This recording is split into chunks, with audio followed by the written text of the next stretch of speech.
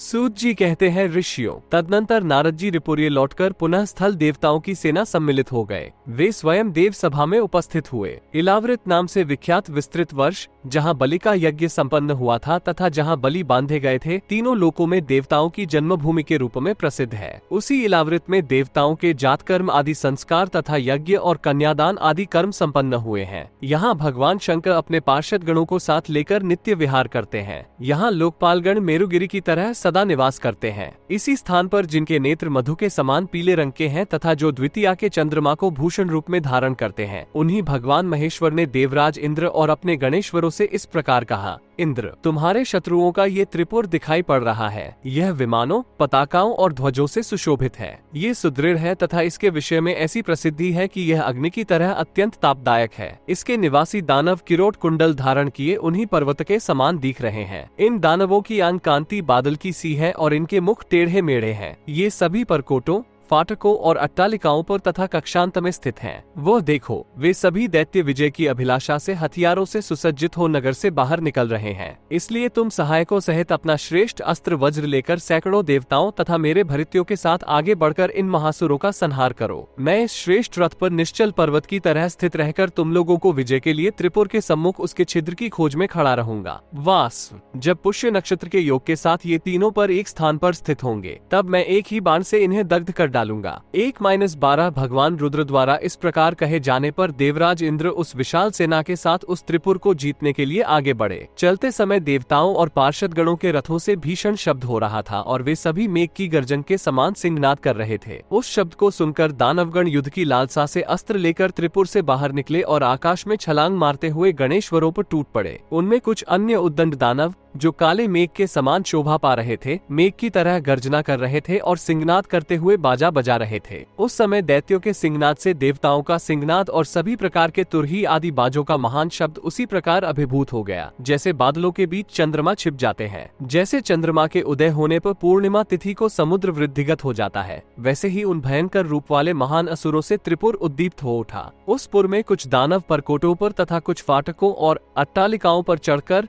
चलो निकलो ऐसा कहकर ललकार रहे थे। कुछ शूरवीर दानव सुंदर एवं श्रेष्ठ वस्त्र धारण किए हुए थे। उनके गले में स्वर्ण की जंजीर शोभा पा रही थी और वे जल से भरे हुए बादल की भांति सिंहनाद कर रहे थे। कुछ वस्त्र फहराते हुए इधर उधर दौड़ रहे थे और घर पर आकर परस्पर एक दूसरे से पूछ रहे थे, यह क्या हो रहा है। दूसरा उत्तर देता था कि क्या हो रहा है ये तो मैं नहीं जानता, क्योंकि उसकी जानकारी मुझसे छिपी हुई है। कुछ समय के बाद तुम्हें भी ज्ञात हो जाएगा। अभी तो बहुत समय शेष है। देखो ना, वहाँ पृथ्वी के सारभूत रथ पर बैठा हुआ वो जो सिंह खड़ा है, वो त्रिपुर को उसी प्रकार पीड़ा दे रहा है जैसे बड़ी हुई व्याधि शरीर को कष्ट देती है। वो जो हो सो रहे ऐसे हलचल के उपस्थित होने पर चिंता करना व्यर्थ है। अब हथियार लेकर मैदान में आ जाओ, फिर मुझसे पूछने की आवश्यकता नहीं रह जाएगी। उसी समय त्रिपुर निवासी दानव परस्पर एक दूसरे को पकड़कर इसी प्रकार पूछते थे और परस्पर उत्तर प्रत्युत्तर देते थे। इधर तारकाशपुर के निवासी दैत्य क्रोध से भरे हुए तारकाक्ष को आगे करके तुरंत नगर से उसी प्रकार बाहर निकले, मानो बिल से विषधर सर्प निकल रहे हों। बाहर निकलकर उन दैत्यों ने देवसेना पर धावा बोल दिया, परंतु प्रधानों के सूतपतियों ने उन्हें ऐसा रोक दिया जैसे सिंह समूह गजराजों के दल को स्तंभित कर देते हैं। उन गर्वोले दानवों का रूप तो यूं ही क्रोध के कारण अग्नि की तरह उद्दीत हो उठा था। इधर रोक दिए जाने पर वे धांकी जाती हुई आग की तरह जल उठे। फिर तो सब और भयंकर सिंहनाद होने लगा। दानवगण बड़े बड़े धनुष पर प्रत्यचा चढ़ाकर प्राण हरण करने वाले वाणों द्वारा एक दूसरे पर प्रहार करने लगे। प्रमथ गणों में किन्हीं के मुख बिलाव और किन्हीं के मृग के समान भयंकर थे तथा किन्हीं के मुख टेढ़े मेढ़े थे। उन्हें देख देख कर ठहाका मारकर सौंदर्यशाली दानव हंसने लगे। परिध की सी आकार वाली भुजाओं द्वारा खींचे जाते हुए धनुषों से छूटे हुए बाण योद्धाओं के कवचों में उसी प्रकार घुस जाते थे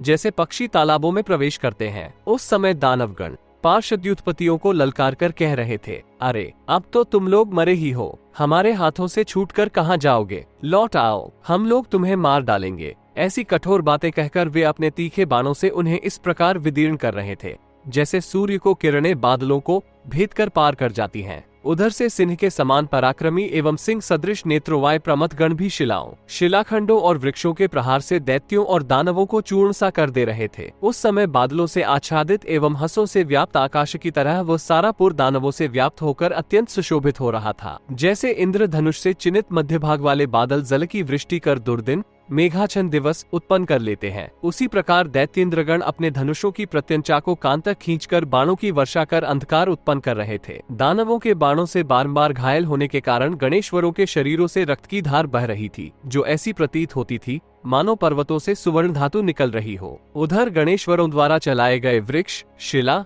वज्र, शूल, पटा और कुठार के प्रहार से दैत्यगण ऐसे चूर चूर कर दिए जा रहे थे जैसे कुल्हाड़ी या छेनी के प्रहार से कांच छिन्न भिन्न हो जाता है। उधर दैत्यगण ये देखो तारकाश जीत रहा है ऐसी घोषणा कर रहे थे। तभी इधर से गणेश्वर सिंहनाद करते हुए बोल रहे थे, देखो देखो इंद्र और रुद्र विजयी हो रहे हैं। 26-38 उन दोनों सेनाओं में बाणों द्वारा रोके एवं घायल किए गए वीर इतने जोर से सिंहनाद कर रहे थे जैसे वर्षा काल में जल से भरे हुए बादल गरजते हैं। कटे हुए हाथों, मस्तकों, पीले रंग की पताकाओं और छत्रों से तथा मांस और रुधिर से भरी हुई युद्धभूमि बड़ी भयावनी लग रही थी। दानव तथा प्रमथगण उत्तम अस्त्र धारण कर पहले तो सहसा ताड़ वृक्ष की ऊंचाई बराबर आकाश में उछल पड़ते थे और पुनः सुदृढ़ रूप से घायल होकर भूतल पर गिर पड़ते थे। गगन मंडल में स्थित सिद्ध, अप्सरा और चारणों के समूह दानवों पर सुदृढ़ प्रहार होने से हर्षित होकर ठीक है ऐसा कहते हुए चिल्लाने लगते थे। उस समय आकाश में देवताओं की दुंदुभियां बिना चोट किए ही बज रही थीं। उनसे मेघ की गर्जना तथा क्रुद्ध हुए शरभ, अष्टदी की दहाड़ के समान शब्द हो रहे थे।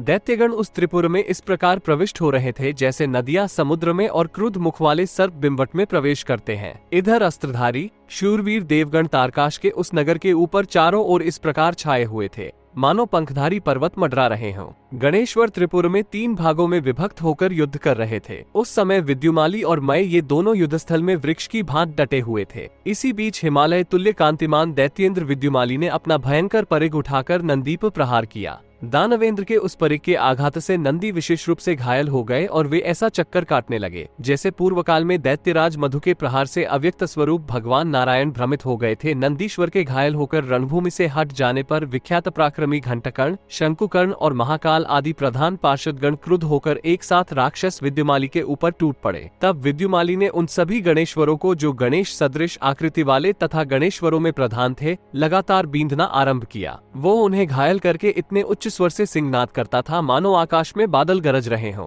उसके उस सिंहनाद से सूर्य सरीखे प्रभाशाली नंदी को मूर्छ भंग हो गई। तब वे भी विद्युमाली पर चढ़ धाये। उस समय उन्होंने रुद्र द्वारा दिए गए एवं प्रज्वलित अग्नि के समान प्रभाशाली चमकते हुए वज्र को वज्रतुल्य कठोर शरीर वाले दानव के ऊपर चला दिया। तब नंदी के हाथ से छूटा हुआ मोतियों से विभूषित वो भयंकर व विद्युमाली के वक्ष स्थल पर जा गिरा। फिर तो वज्र के समान ठोस शरीर वाला दैत्य विद्युमाली उस वज्र से आहत होकर उसी प्रकार धराशायी हो गया मानो इंद्र के प्रहार से पर्वत गिर पड़ा हो। अपने कुल वर्ग को आनंदित करने वाले नंदी द्वारा दैत्यराज विमली को मारा गया देखकर दानवलोक चीत्कार करने लगे। तब गणेश्वरों ने उन पर धावा बोल दिया। विद्युमाली के मारे जाने पर दानव दुख और अमर्ष के कारण क्रोध से भरे हुए थे। वे गणेश्वरों के ऊपर बादल की भांति वृक्षों और पर्वतों की महान वृष्टि करने लगे। विशाल पर्वतों के प्रहार से पीड़ित हुए सभी गणेश्वर ऐसे किंकर्तव्य विमुख हो गए जैसे अधार्मिक जन वंदनीय गुरुजनों के प्रति हो जाते हैं। तदनंतर असुरनायक प्रतापी श्रीमां तारकाश वृक्षों एवं पर्वतों के समान रूप धारण करके रणभूमि में उपस्थित हुआ। उस समय बहुतेरे गणेश्वरों के मस्तक फट गए थे, किन्हीं के पैर टूट गए थे और कुछ के मुखों पर घाव लगा था। वे सभी मंत्रों द्वारा रोके गए सर्प की तरह शोभा पा रहे थे। मायावी मय द्वारा मारे जाते हुए गणेश्वर पिंजरे में बंद पक्षी की तरह अनेकों प्रकार का शब्द करते हुए चक्कर काट रहे थे। तत्पश्चात असुर श्रेष्ठ प्रतापी श्रीमां तारकाश ने पार्षदों की सारी सेना को उसी प्रकार जलाना प्रारंभ किया जैसे आग सूखे ईंधन को जला देती है।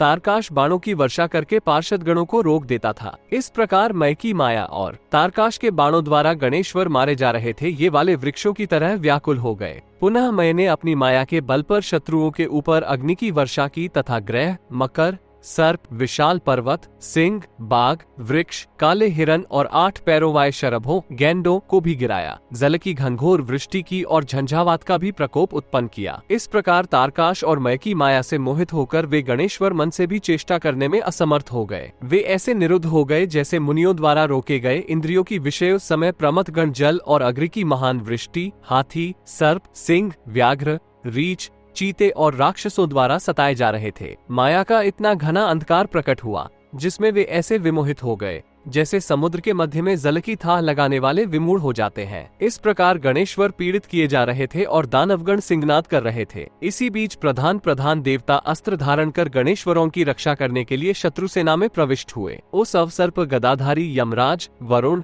भास्कर, 1 करोड़ देवताओं के साथ कुमार कार्तिकेय श्वेत हाथी ऐरावत पर सवार हो हाथ में वज्र लिए हुए स्वयं देवराज इंद्र, चंद्रमा और अपने पुत्र शनैश्चर के साथ सूर्य तथा अंतक सहित परम तेजस्वी त्रिलोचन रुद्र, ये सभी मदोद्धत देवता उत्कृष्ट बलवानों द्वारा सुरक्षित शत्रुओं की सेना में प्रविष्ट हुए। जिस प्रकार मतवाले गजेंद्र वन में बादलों से घिरे हुए आकाश में सूर्य और निर्जन स्थान में स्थित गोष्ठ में सिंह प्रवेश करते हैं, उसी प्रकार देवताओं ने उस सेना पर धावा बोल दिया। फिर तो पार्षद गणों ने शस्त्र प्रहार करके दानवों को ऐसा व्याकुल और दीन कर दिया कि उनका वह विशाल सेना व्यूह उसी प्रकार छिन्न भिन्न हो गया जैसे स्वर्गीय ज्योति पुंजों के महान ज्योति उष्णश्मी सूर्य मनुष्यों के अंधकार का विनाश कर देते हैं तथा चंद्रमा रात्रि के घने अंधकार का प्रशमन कर देते हैं। तदनंतर अंधकार का प्रभाव नष्ट हो जाने और अस्त्र का प्रभाव बढ़ने पर दिक्पालों, लोकपालों और गणनायकों ने 2 घड़ी तक महान सिंहनाद किया। फिर तो वे युद्ध में दानवों को विदीर्ण करने लगे। वहाँ किन्हों के हाथ कट गए तो किन्हीं के पैर खंडित हो गए, किन्हीं के मस्तक कट गए तो किन्हीं के शरीर बाणों से घिर गए। इस प्रकार देवित्रेष्ठ द्वारा घायल किए गए दानव ऐसा कष्ट पा रहे थे जैसे दलदल में फंसे हुए गजराज विवश हो जाते हैं। उस समय वज्रपाणी इंद्र अपने भयंकर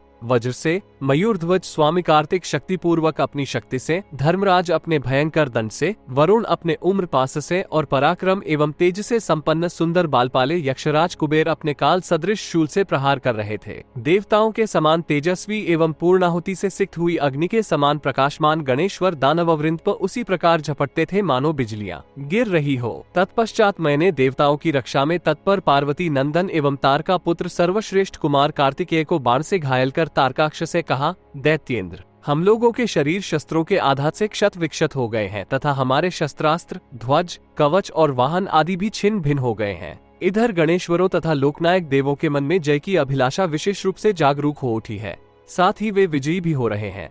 अतः अब मैं इस वीर पर प्रहार करके सेना सहित नगर में प्रवेश कर जाता हूँ और वहाँ कुछ देर विश्राम कर शक्ति संपन्न होकर पुनः अनुचरों सहित युद्ध करूंगा। मैं की ऐसी बात सुनकर उसका पालन करता हुआ रुधिर सरीखे लाल नेत्रों वाला तारकाश तुरंत ही आकाश मार्ग से दिति पुत्रों के साथ त्रिप में प्रवेश कर गया। उस समय देवगण रणभूमि में हर्ष के मारे उछल पड़े। फिर तो मैं का पीछा करते हुए भगवान शकम्र के सैनिक विशेष शोभा पा रहे थे। उनके शंख, नगाड़े और भेरियां बजने लगी तथा वे सिंहनाद करने लगे। उस समय ऐसा भीषण शब्द हो रहा था मानो हिमालय पर्वत की भयंकर एवं गहरी गुफा में गजराज और सिंह दहाड़ रहे हों।